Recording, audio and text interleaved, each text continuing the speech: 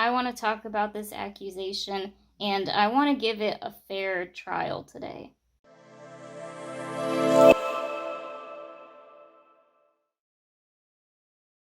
Hey everybody, I'm Amber, a disabled gal, here to reveal or remind you that you're complete in Jesus Christ alone.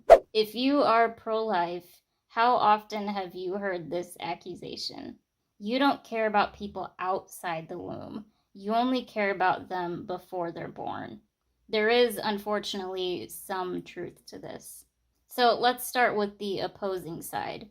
So first things first, when this accusation is thrown around, how do they know? Like, they don't know what that other person is doing in their free time. They might be doing more than you to help those in need. You don't know. And it's like, if you're so concerned about the needy outside of the womb, are you doing anything? Typically, this accusation is meant to shame the other side and, make them feel bad for caring about vulnerable life. The next thing I want to address is it's not humanly possible for somebody to being focused on every single issue. I don't get upset with Cure SMA, for example, for not being focused on human trafficking. Trafficking is a huge problem, but that's just not their niche. So if someone's main focus is the pro-life issue, again, I think this statement of, well, you don't care about this, this, and that is kind of just meant to deflect from the actual thing at hand. Now that I've gotten those points out of the way, I do want to talk about the flip side of this. One thing I discuss on my channel quite a bit is all of the excuses that the church makes of why it's not their role to be involved in the disability community. How I find these excuses is through actual conversations with supposed Christians. Now, I don't want to make it seem like no Christians care about the disability community. That's certainly not true.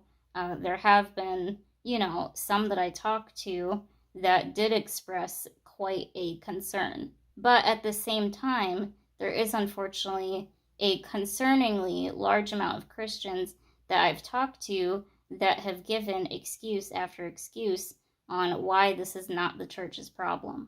And the excuses stem from why they shouldn't be directly involved in disabled individuals' lives, all the way to why they shouldn't be involved in advocacy for better policy that would ensure the needs of disabled individuals are met.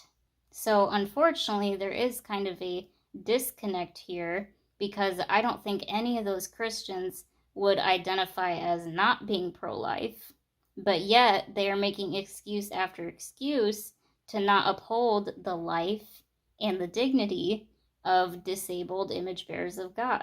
This is a huge inconsistency.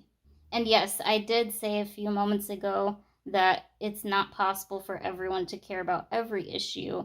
The problem is large amounts of Christians just don't have disability issues even on their radar at all. I'm content with not every single last one having it on their radar, but I'm not content with 99.9% of them not having it on their radar. Here's an example.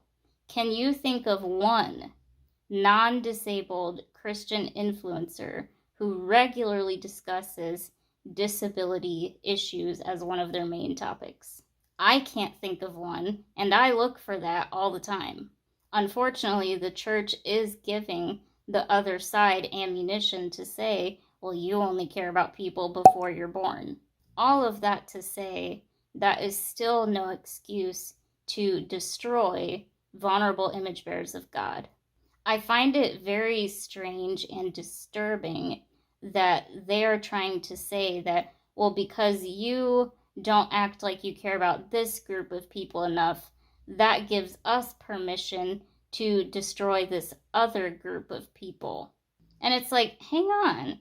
I thought you were upset about them not protecting the vulnerable outside of the womb, but you're okay with destroying the vulnerable inside of the womb? Couldn't I turn the statement right back around on them and say, you only care about people outside of the womb? How dare you? Can we all get back to caring about everyone from the moment of fertilization, when sperm and egg meet, when a new human being comes into existence, all the way until natural death? That is the time frame that human life should be protected and have dignity. I hope this video was edifying to you, and thank you so much for watching. A huge thank you to my supporters. You guys really do bless this channel, this ministry, and God bless you all who watched. The video you just saw was made by fallible Christians.